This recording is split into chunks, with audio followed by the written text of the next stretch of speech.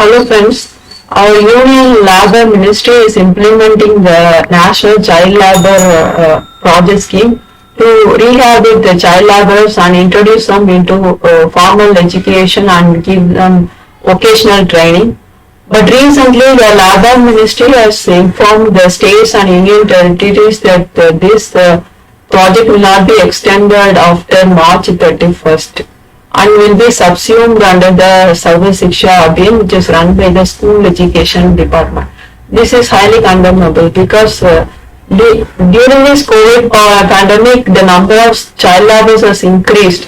But instead of increasing more funds to the scheme, the government has, the ministry has diluted the already existing scheme. So the government has to increase more fund for this child rehabilitation program. In finance year 2022, the urban joblessness for the second quarter is recorded at 9.8%, which is lesser compared to last year. It was 20.9%. The prices of essential medicines like painkillers, antibiotics are going to be increased over 10% for all the scheduled drugs with the approval of the government. And the petrol diesel prices has already increased more than 3 rupees all over India. It's more than 4 times the price has been increased. So in the Lok Sabha, opposition parties is asking finance minister that why the government is increase the price after the culmination of all assembly election 5 states. But our finance minister has responded that this is not, we have taken a position not to fund recovery through additional taxes during the COVID pandemic, and it is we are in a conscious call not to levy additional taxes and put a heavy burden on common people. But what you see in the ground reality is that they put lot of pressure on the indirect taxes and direct tax instead of increasing the corporate tax rate and direct tax collections. They have more depending on the indirect tax increase. Recently, there is a report saying that there are in India there are around $7.6 millionaires, but only less than 50% of them are filing tax returns. Only around 3.16 lakh people have been filing tax returns. It is written by T.N. Menon in Business Standard. The low budget allocation to the fertilizer scheme subsidy has been criticized by the Parliament Standing Committee recently. So the government has allocated only 1.9 trillion lakh crores. The budget is made, but the demand for which is around 1.76 lakh crores. So this is going to heavily affect this fertilizer sector and the farming sector. So the panel also asked the government to put the fertilizer department in the priority department so that the fund requirements may be met without any cut.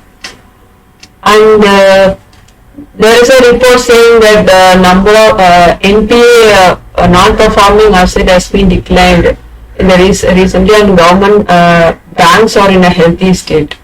But the Parliament panel again reported saying that this is a early euphoria. It's too early to celebrate about decline in NPA. So because there is a lag impact, because of the lag impact, the pandemic may push up the NPAs again, they say.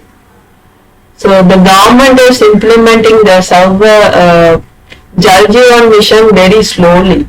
The there is a report saying that it is likely to fall short of 60% of its target this year. It has set a target of giving a piped water connection to 49 million households, but it is slowly implementing it. And there is again another report saying that the government's food subsidy for the next fiscal may come down by around 26,000 crore because wheat procurement has been reduced because of the increased exports. India's exports has already exceeded a target of $400 billion 9 days before the target date. And in government e-market portal was launched in April 2016, and it has crossed 1 lakh crore mark in about 4.5 years in its procurement. But this year it has already reached that 1 lakh crore procurement target.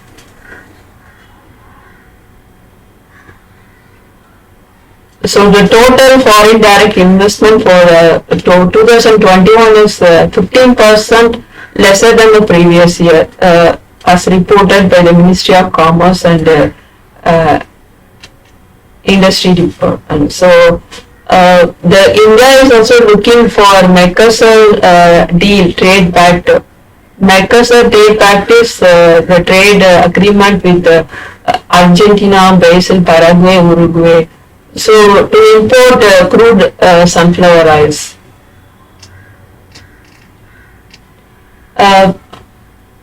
RBI has recently diversified its foreign exchange reserves. RBI governor has recently said that since last 6 months, has been diversifying forex reserves. And forex reserves means dollar, all the non-Indian currency, that's dollar, yen, euro, and pound sterling. So already 40%, now the non-dollar forex asset has been around 30 to 40% of the total forex reserves. Center has already set a target of about 1 trillion, 1 lakh crore for the government supported National Bank for Financial Infrastructure and Development, that is NAFID. So this sanctions loan to the infrastructure sector in the coming years. So it has already allocated, infused around 20,000 crores, and a 5,000 crore grant has been given. Another 20,000 crore is to be given. So last year it appointed K.V. Kamath as the chairman of the NAFID, who worked as a chairman for the New Development Bank of the BRICS cooperation. So the foreign trade policy is going to be extended for another few months as per the Commerce Ministry. It is going to be its deadline, last date will be over by this March 31st, but however it will be extended for another few more months. The government has decided, as Nitin Gadkari recently told, that the now national highway routes within 60 kilometers in the country will be closed within 3 months. It is to be welcome, but this should have been done long back, because in the national infrastructure and the road construction, private partnership schemes, build, operate, transfer, and there are so many schemes are there, but all this has looted a lot of public money, people's money, with no people accountability. So Center extended the free food grain scheme for another 6 months until September. It has reported recently. And the Niti Aayog's report recently claimed that Niti Aayog's export preparedness index Gujarat remained a top performer for the second year.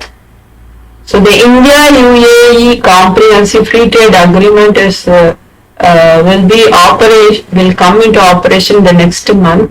So this is going to facilitate the bilateral flow of investments in both in India and UAE, and this is also open a possibility for economic cooperation with the members of other Gulf Cooperation Council like Bahrain, Kuwait, Oman, Qatar, and Saudi Arabia. So this deal gives a duty-free access to 90% of Indian goods and 60% of products of UAE for a period of 10 years. So it will be implemented from the next month. I see you on the next video. Thank you for watching.